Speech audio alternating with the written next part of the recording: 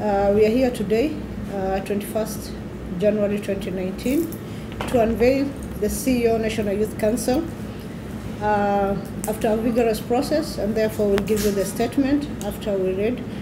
I'm delighted today as the chairperson of the National Youth Council, together with my members here, to introduce to you the new Chief Executive Officer of the National Youth Council. He is Mr. Roy Telewa Sasaka. Roy was appointed after a vigorous process, very competitive recruitment process, in fact, and we believe that he is indeed the best suited for the position.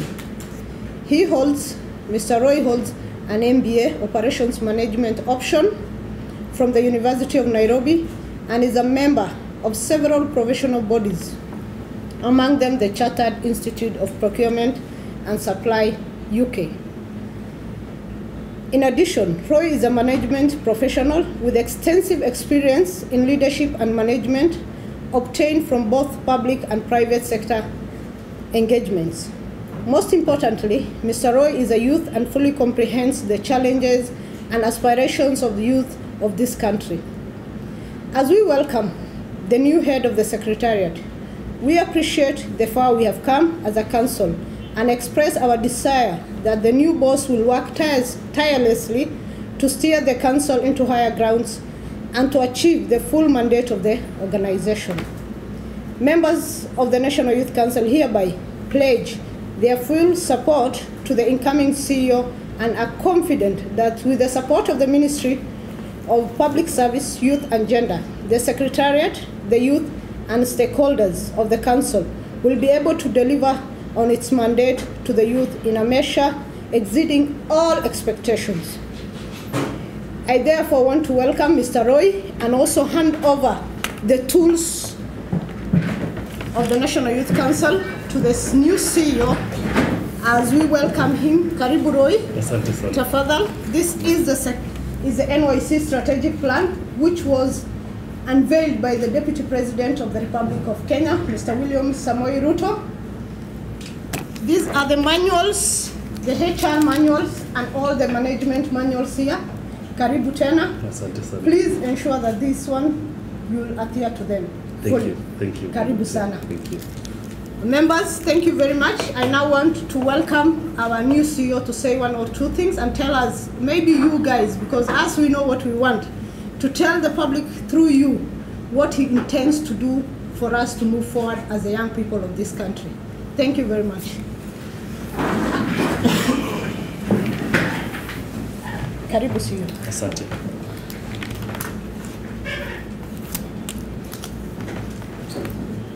Thank you so much. Thank you so much, Madam Chair, my board members, and my secretariat led by Irene for this wonderful day. We are here today. I'll read something. I will say something in relation to this day. I hereby take this opportunity to thank the Almighty God, the National Youth Council members, and the leadership of the Ministry of Public Service, Youth and Gender Affairs for giving me the opportunity to serve in the position of CEO for the National Youth Council. I am delighted and motivated as I take up this new assignment. As you're all aware, the Council has faced numerous challenges since its inception, which have affected the delivery of its mandate. However, in the last 1 year, the leadership of the Council by the pioneer CEO, that is Raymond Ocheng, did make several positive strides that I intend to build on. It means that the journey has started and we're here now to take the space shift together.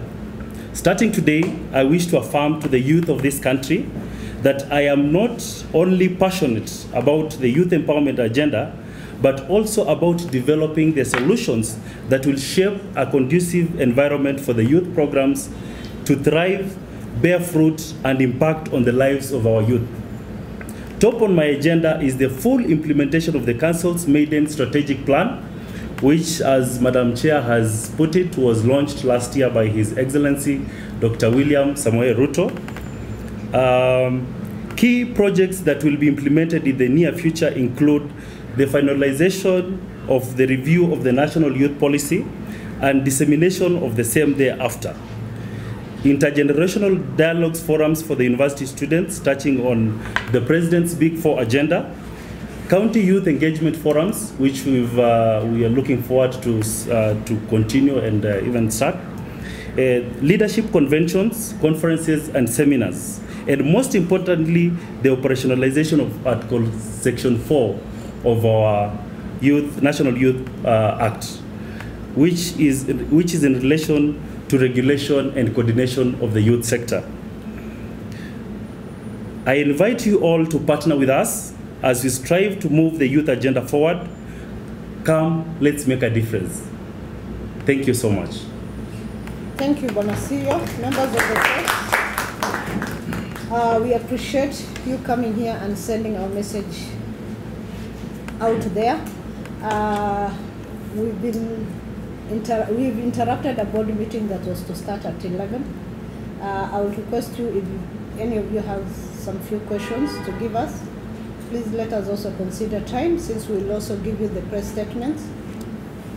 We also have a specific statement touching on all what you have just mentioned for you to pick on the specific areas. Thank you. Yes, please. I have a couple of questions, but I'll just push them to the First is all these youth agencies, NYS, National Youth Fund, have been marked with controversies to do with misappropriation of public funds and all that. How is the National Youth Council going, or rather, how is it going to function differently to ensure that youth actually get what is rightfully theirs? Also, my second question is more or less dealing with the first. How are you going to ensure that the youth are considered in terms of the job market and all that?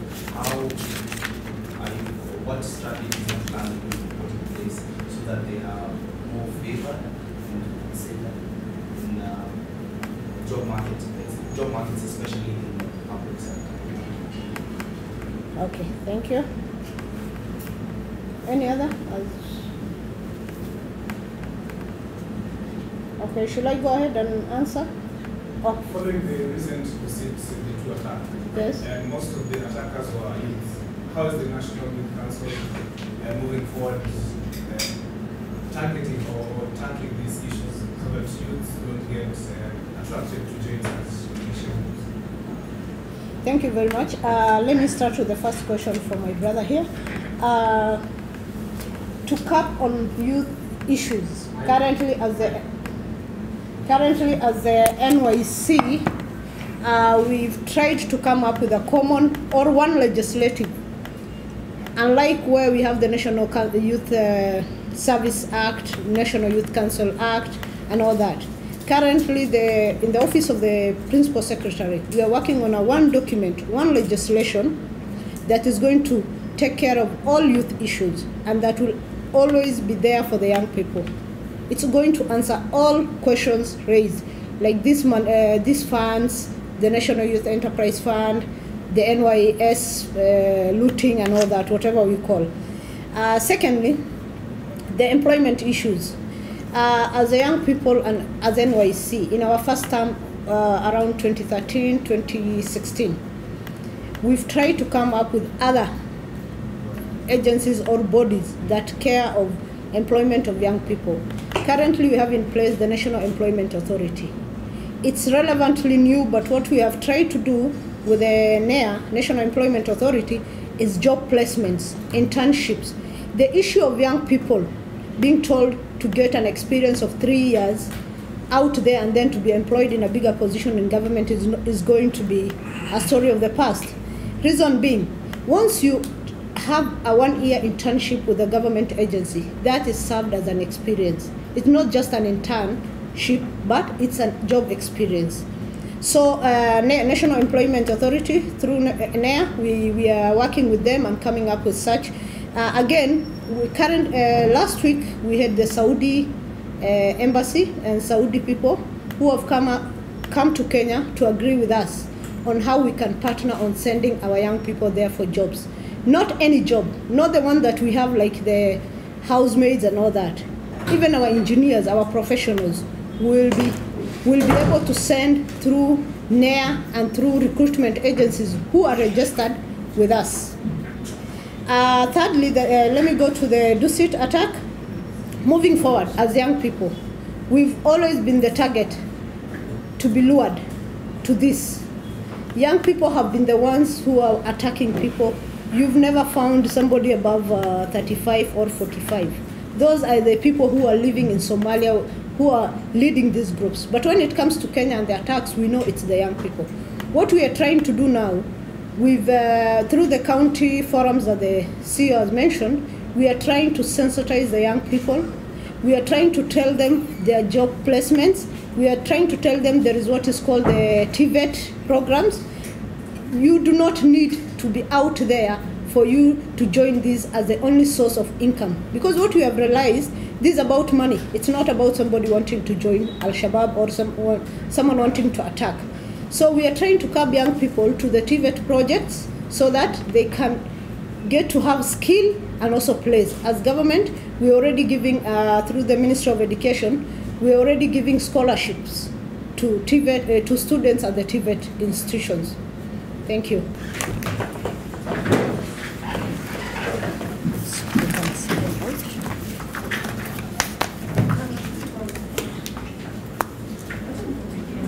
That was good. Yeah. Chair. Thank you.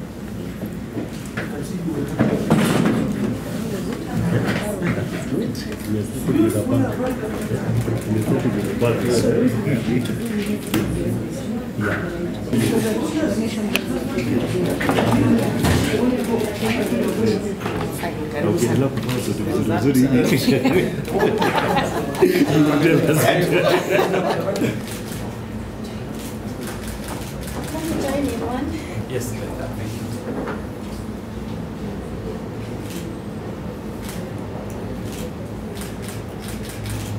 Smiles a little bit.